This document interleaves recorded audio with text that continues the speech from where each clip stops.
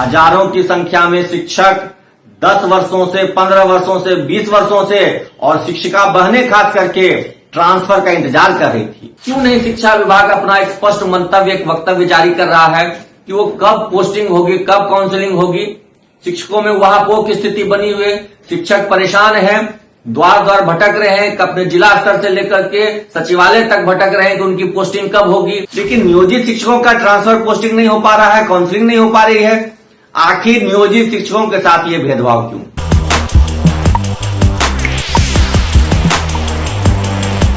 नमस्कार, मैं हूं अनुकुल तिवारी और आप वॉइस अब देख रहे। देखिए, शिक्षक नेता अमित विक्रम पोस्टिंग को लेकर क्या कुछ बोल रहे हैं और राजकर्मी बनने पर क्या कुछ बोल रहे हैं और क्या सप्लीमेंट्री, क्या रिवाइज रिजल्ट पर भी बहुत कुछ बोले हैं। क्या सुन लीजिए सीधे शिक्षक नेता अमित विक्रम क्या कुछ कह रहे हैं शिक्षकों को लेकर। नियोजित शिक्षकों को राजकर्मी बनाने के लिए सरकार ने सक्षमता परीक्षा का आयोजन किया और सक्षमता परीक्षा का आयोजन हुए और रिजल्ट आए।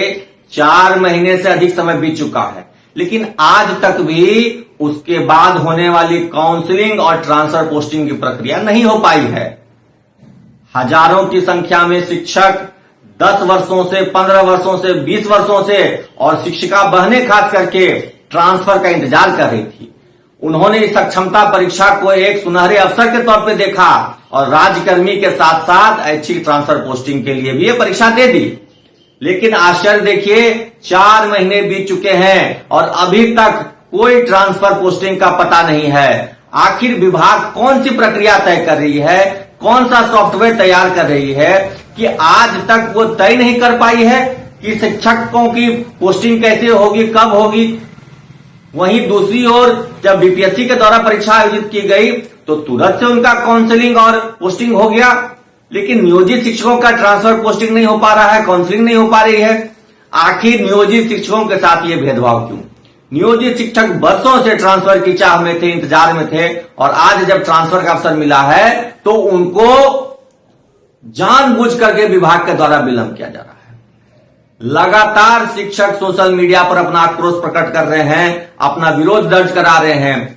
माननीय अपर मुख्य सचिव साहब से भी अनुरोध कर रहे हैं, शिक्षा विभाग से मुख्यमंत्री जी, शिक्षा मंत्री जी सभी से अनुरोध कर रहे हैं कि नियोजित शिक्षकों की सक्षमता परीक्षा पार्ट 1 जब हो चुकी है तो उसका पोस्टिंग भी जल्द से जल्द कर दिया जाए। बीच बीच में कई तरह की भ्रामक खबरें आती है।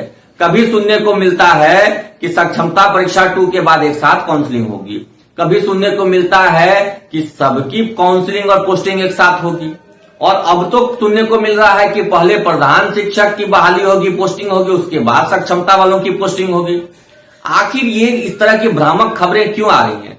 क्यों नहीं शिक्षा विभाग अपना एक स्पष्ट मंतव्य, एक वक्तव्य जारी कर रहा है कि वो कब पोस्टिंग होगी, कब काउंसलिंग होगी। शिक्षकों में वहापोह की स्थिति बनी हुई है, शिक्षक परेशान है, द्वार द्वार भटक रहे हैं, अपने जिला स्तर से लेकर के सचिवालय तक भटक रहे हैं कि उनकी पोस्टिंग कब होगी। किसी को अपना घर बदलना है, किसी को नई जगह पर डेरा मकान लेना है किराए पर, उसके लिए इंतजार कर रहे हैं। बच्चों का एडमिशन कराना होता है नए स्कूल में, एक जिला से दूसरे जिला जिनका ट्रांसफर हो गया है वो बच्चों का एडमिशन कराएंगे दूसरे जिले में जाकर के, कब होगा उनके बच्चों का एडमिशन।